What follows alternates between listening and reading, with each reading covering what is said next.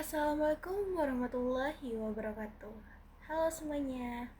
Perkenalkan, nama saya Elsa Desrianata Syupurba dengan NIM 2504201171 dari kelas 2C Pendidikan Agama. Pada video kali ini, saya akan mempresentasikan materi yang berjudul Dakwah Digital dan Influencer Agama. Semoga presentasi ini dapat menambah pemahaman kita tentang bagaimana media digital dapat dimanfaatkan untuk menyebarkan ajaran Islam dengan baik. Adapun latar belakang dari judul tersebut yaitu perkembangan teknologi dan media sosial telah mengubah cara masyarakat memperoleh informasi, termaksud informasi keagamaan. Jika dulu dakwah lebih banyak dilakukan di masjid atau majelis taklim, sekarang dakwah juga bisa dilakukan melalui YouTube, Instagram, TikTok, dan media sosial lainnya. Namun, selain memberikan kemudahan, media digital juga memiliki tantangan seperti penyebaran hoaks dan informasi agama yang belum tentu benar. Karena itu, dakwah digital harus tetap berpedoman pada Al-Quran dan hadis. Selanjutnya ada dakwah dan dakwah digital. Dakwah adalah kegiatan mengajak manusia menuju jalan Allah Subhanahu wa taala dengan cara yang bijaksana sesuai Al-Qur'an dan Sunnah. Sedangkan dakwah digital adalah menyampaikan pesan Islam melalui internet, misalnya menggunakan YouTube, Instagram, TikTok, podcast, atau website. Dengan adanya media digital, dakwah dapat menjangkau lebih banyak orang tanpa dibatasi tempat dan waktu. Nah, selanjutnya ada influencer agama. Influencer agama adalah seseorang yang memanfaatkan media sosial untuk menyampaikan pesan-pesan keagamaan.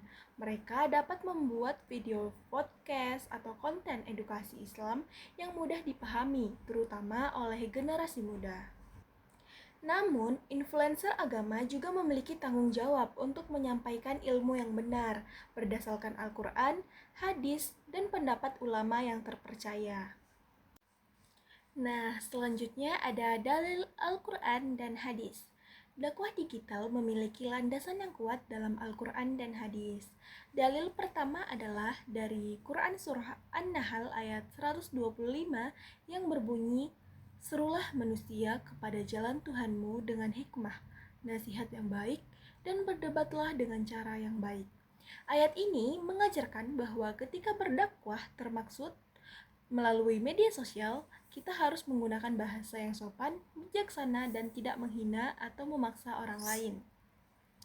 Selanjutnya, ada hadis Rasulullah SAW yang berbunyi, "Sampaikanlah dariku walaupun hanya satu ayat." Ayat ini menjelaskan bahwa setiap muslim boleh menyampaikan kebaikan sesuai dengan ilmu yang dimiliki. Namun, sebelum membagikan informasi agama, kita harus memastikan bahwa sumbernya benar agar tidak menyebarkan informasi yang keliru. Nah, selanjutnya ada etika dakwah dalam Islam. Dakwah tidak hanya dinilai dari isi pesannya, tetapi juga dari cara penyampaiannya. Seorang pendakwah harus memiliki akhlak yang baik agar yang disampaikan dapat diterima oleh masyarakat. Ada 6 etika yang perlu dimiliki. Yang pertama ada siddiq, yaitu jujur dalam menyampaikan informasi dan tidak menyebarkan berita yang belum jelas kebenarannya. Yang kedua, amanah, artinya dapat dipercaya dan menyampaikan ilmu sesuai dengan sumber yang benar. Yang ketiga ada tablik, yaitu menyampaikan ajaran Islam dengan jelas dan tidak menyembunyikan kebenarannya. Keempat ada fatonah, yaitu memiliki pengetahuan dan kebijaksanaan sehingga mampu menjawab pertanyaan atau perbedaan pendapat dengan baik. Kelima ada hikmah, artinya berdakwah dengan cara yang lembut, sopan, dan tidak memaksa. Dan yang terakhir adalah ukhuwah, artinya menjaga persaudaraan serta tidak menimbulkan perpecahan di tengah masyarakat. Jadi, etika-etika ini sangat penting, terutama di era media sosial, agar dakwah benar-benar membawa manfaat dan tidak menimbulkan konflik. Adapun studi kasusnya, kita ambil contoh penerapan dakwah digital, yaitu Ustadz Abdul Somad. Beliau aktif menggunakan media sosial seperti YouTube, Instagram, Facebook, TikTok, dan X untuk menyampaikan dakwah kepada masyarakat. Salah satu alasan mengapa dakwah beliau mudah diterima adalah karena penyampaiannya menggunakan bahasa yang sederhana disertai dalil dari Al-Quran dan hadis, serta sesekali menggunakan humor yang tetap sopan sehingga jamaah tidak mudah bosan.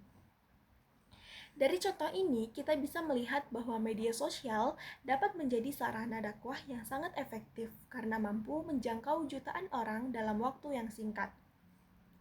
Namun, penggunaan media sosial juga memiliki resiko. Setiap konten yang diunggah dapat dengan cepat menyebar dan mengundang berbagai tanggapan, bahkan kontroversi.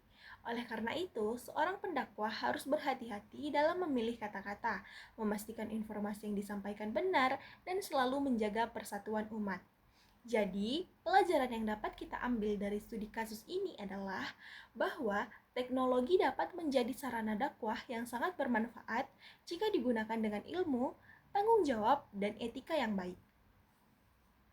Nah, selanjutnya ada peluang dan tantangan. Dakwah digital memiliki banyak peluang dengan media sosial. Dakwah dapat menjangkau masyarakat lebih luas, bahkan sampai ke berbagai daerah atau negara tanpa harus bertemu secara langsung. Selain itu, masyarakat dapat mengakses materi dakwah kapan saja dan di mana saja. Namun, di balik peluang tersebut juga ada tantangan, misalnya penyebaran hoaks, informasi agama yang tidak memiliki dasar yang jelas, munculnya paham yang menyimpang, serta adanya orang yang lebih mengejar popularitas daripada menyampaikan ilmu yang benar. Oleh karena itu, baik pendakwah maupun masyarakat harus lebih bijak dalam membuat, memilih, dan membagikan konten keagamaan agar dakwah tetap membawa manfaat dan menjaga persatuan umat.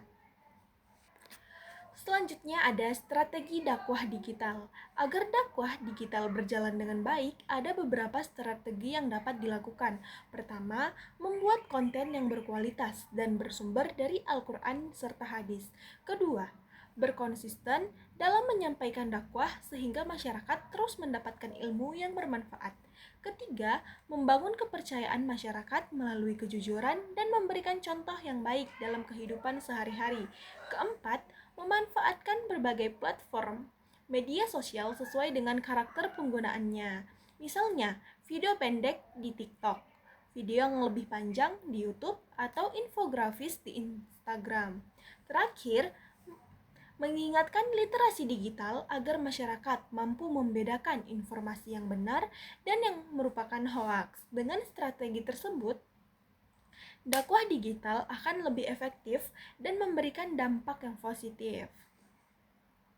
Nah, selanjutnya kesimpulan. Sebagai kesimpulan, dakwah digital merupakan salah satu cara penyampaian ajaran Islam yang memanfaatkan perkembangan teknologi dan media sosial sehingga dapat menjangkau masyarakat dengan lebih luas, cepat, dan efektif. Kehadiran influencer agama juga memberikan manfaat, terutama dalam menyebarkan ilmu Islam kepada generasi muda. Namun, media sosial juga memiliki tantangan seperti penyebaran hoaks dan informasi yang tidak benar. Oleh karena itu, kita sebagai pengguna media sosial harus bijak dalam membuat maupun menerima informasi keagamaan. Dakwah yang baik harus didasarkan pada ilmu yang benar, disampaikan dengan etika yang baik, dan tetap berpedoman pada Al-Quran dan hadis.